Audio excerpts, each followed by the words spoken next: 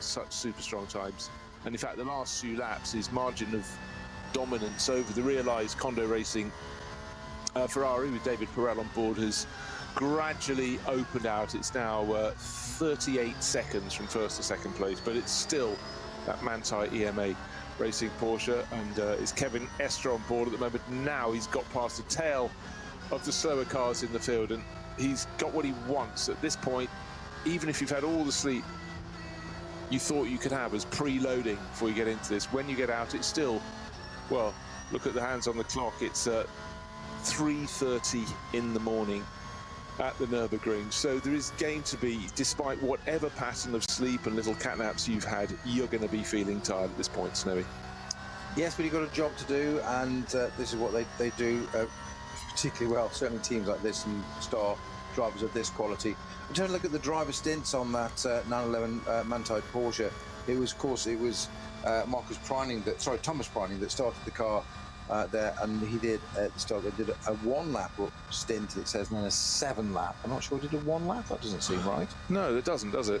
That's what my time. Your box of tricks has unveiled for you.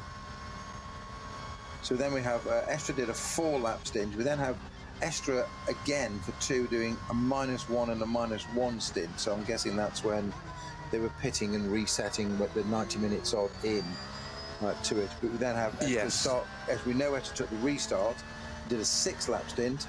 Hanken Guven took the car over and did an 8 lap stint, followed by another 8 lap stint. Thomas Preining then jumped in and did an 8 lap stint. And according to my... Keep it regular. Well, according to this, my analysis here, the Kevin Estre has now done a 16 lap stint. We know that must mean 2 8 laps. That said, it's done a 16 and now on to 2 laps into this stint. So I think there's a slight gap missing there. Yeah, it does seem that way, because okay, I haven't watched every single lap of the race. Did step away to get a coffee. Wouldn't mind another coffee now, actually. Suddenly starting to feel a tiny bit weary. Not as weary as the drivers, though. They're doing the hard job. But it's just metronomic at the front of this field.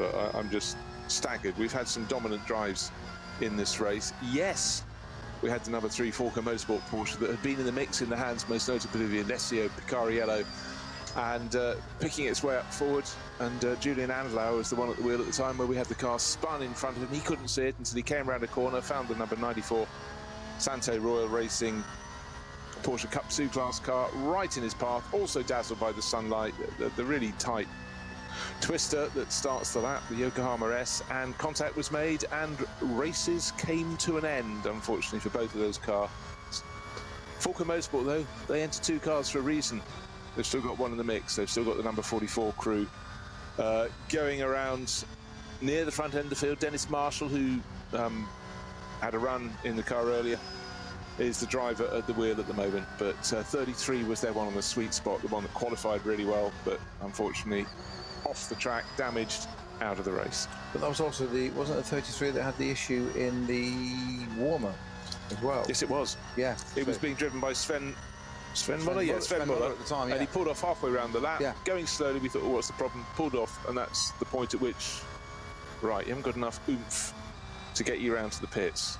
Not enough juice in the tank, whatever it was, but it did start the race, but hasn't finished it. So it's not meant to be the 33 cars weekend, is it? Clearly not. No, it was a bit like most of the cars entered by Toyota Gazoo Racing, just had their gremlins early on. Now we just had a